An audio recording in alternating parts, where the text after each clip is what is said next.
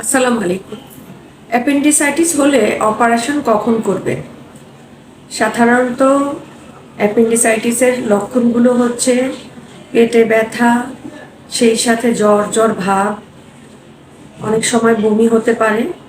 এই ধরনের লক্ষণ নিয়ে রোগীরা যখন সার্জারি ডাক্তারের কাছে আসেন, ওনারা দেখেন, পরীক্ষা করেন এবং সেই সাথে টেস্ট করান এবং সেই রিপোর্ট আসলে তারা কনফার্ম করেন যে অ্যাপেন্ডিসাইটিস হয়েছে এবং অপারেশন লাগবে।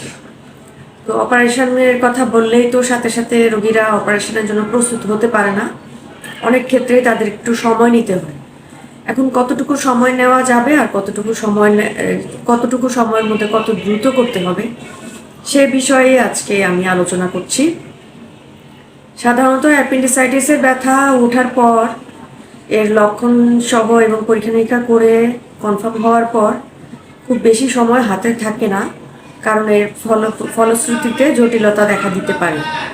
যেমন অ্যাপেন্ডিক্সটা পেকে যেতে পারে, পচে যেতে পারে এবং এটার পুঁজ হয়ে যেতে পারে, গ্যাংগ্রিন হতে পারে, বার্স্ট করতে পারে, এমনকি অ্যাপেন্ডিকুলার লাম্প অথবা অ্যাবসেস হতে পারে। তো এই সমস্যাগুলোর জন্যই আমাদের দ্রুত অপারেশন করার ব্যাপারে মনস্থির করতে হবে।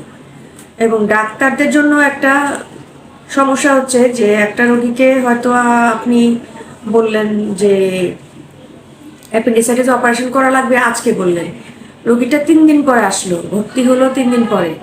3 দিন পরে অপারেশন করতে গিয়ে কি সমস্যা হতে পারে, তার আগে আমাদের আসলে কনফার্ম হতে হবে যে এখন 3 দিনের মধ্যে পেশেন্টের কি ফিজিক্যাল চেঞ্জ হয়েছে। দেখা যায় হয়তো আমরা কিছু প্রাইমারি মেডিকেশন দিয়েছি, তাতে হয়তো পেইনটা একটু রিলিফ হতে পারে, ফিভার সাবসাইড করতে পারে, তো এবং পেটটা আগের থেকে সফট হতে পারে। এরকম ক্ষেত্রে অপারেশন করা যাবে।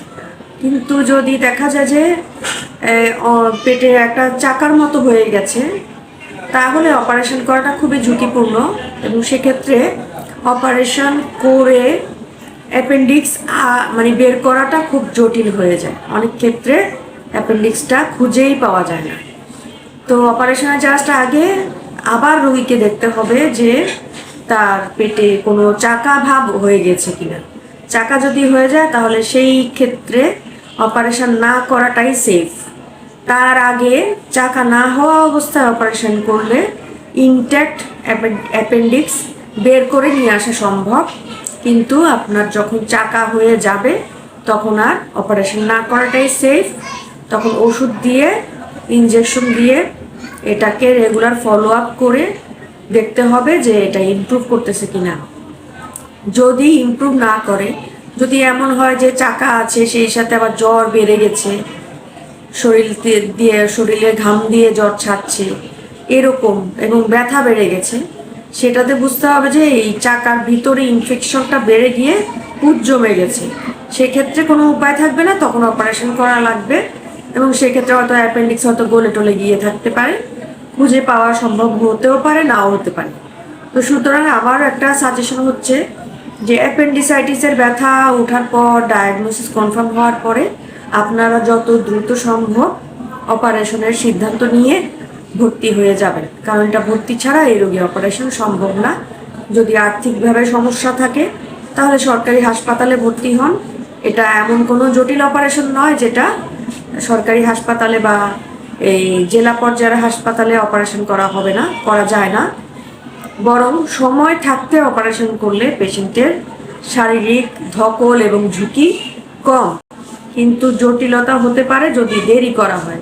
সুতরাং আমার মনে হয় যে আমার একটা পরামর্শ বা মতামত হচ্ছে যে আপনার রোগ ডায়াগনোসিসের 24 ঘন্টার ভিতরেই আপনার ভর্তি হয়ে অপারেশন করে ফেলা উচিত। অন্যথায় ভিতরে অ্যাপেন্ডিক্স পেকে যেতে পারে, পুঁজ হয়ে যেতে পারে, গ্যাংগ্রিন হয়ে যেতে পারে, বার্স্ট করতে পারে। সবাইকে ধন্যবাদ। আসসালামু আলাইকুম।